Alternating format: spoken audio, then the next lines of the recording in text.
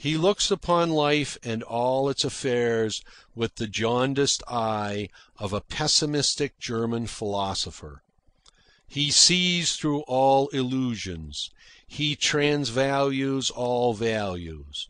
Good is bad. Truth is a cheat. And life is a joke. From his calm, mad heights, with the certitude of a god, he beholds all life as evil. Wife, children, friends.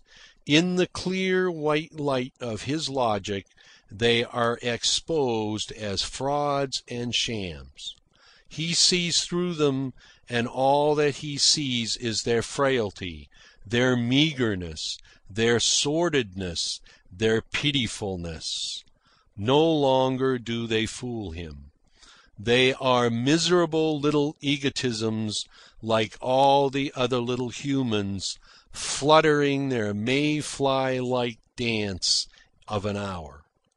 They are without freedom. They are puppets of chance.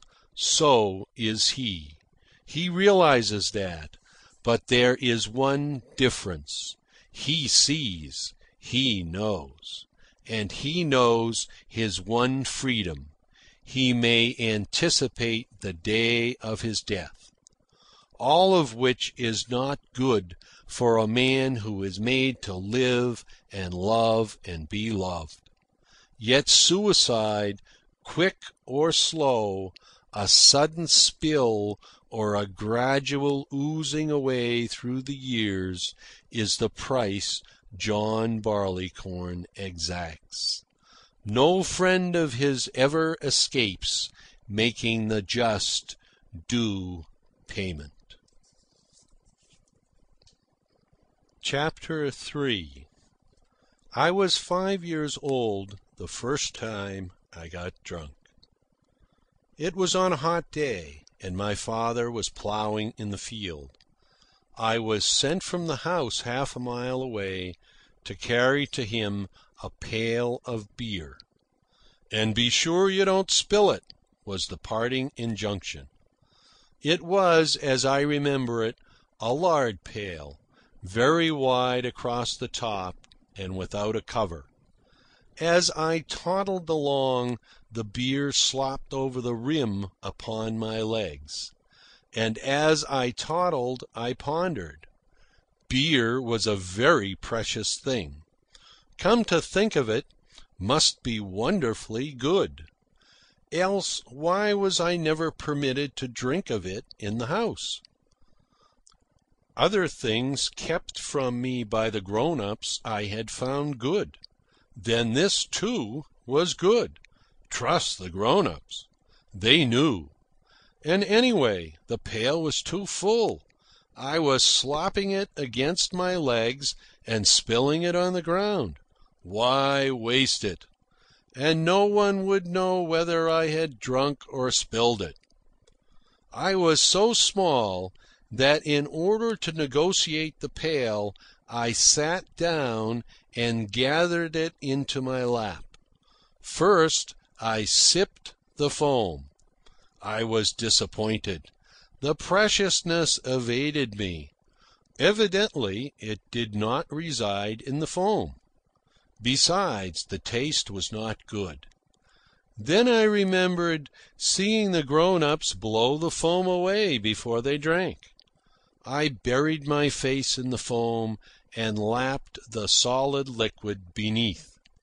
It wasn't good at all, but still I drank. The grown-ups knew what they were about. Considering my diminutiveness, the size of the pail in my lap, and my drinking out of it with my breath held, and my face buried to the ears in foam, it was rather difficult to estimate how much I drank. Also, I was gulping it down like medicine, in nauseous haste to get the ordeal over. I shuddered when I started on, and decided that the good taste would come afterwards. I tried several times more in the course of that long half-mile. Then, astounded by the quantity of beer that was lacking, and remembering having seen stale beer made to foam afresh, I took a stick and stirred what was left till it foamed to the brim. And my father never noticed. He emptied the pail with the wide thirst of the sweating ploughman, returned it to me, and started up the plough. I endeavoured to walk behind the horses. I remember tottering and falling against their heels in front of the shining share, and that my father hauled back on the lines so violently that the horses nearly sat down on me. He told me afterward that it was by only a matter of inches that I escaped disemboweling. Vaguely, too, I remember, my father carried me in his arms to the trees on the edge of the field, while all the world reeled and swung about me, and I was aware of deadly nausea mingled with an appalling conviction of sin. I slept the afternoon away under the trees, and when my father roused me at sundown, it was a very sick little boy that got up and dragged wearily homeward. I was exhausted, oppressed by the weight of my limbs, and in my stomach was a harp-like vibrating that extended to my throat and brain. My condition was like that of one who had gone through a battle with poison.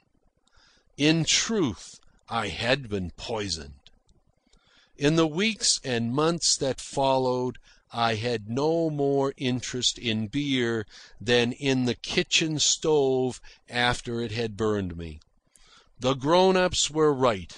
Beer was not for children. The grown-ups didn't mind it, but neither did they mind taking pills and castor oil. As for me, I could manage to get along quite well without beer. Yes, and to the day of my death I could have managed to get along quite well without it. But circumstances decreed otherwise. At every turn in the world in which I lived, John Barleycorn beckoned. There was no escaping him. All paths led to him. And it took 20 years of contact, of exchanging greetings and passing on with my tongue in my cheek, to develop in me a sneaking liking for the rascal. End of chapter 3.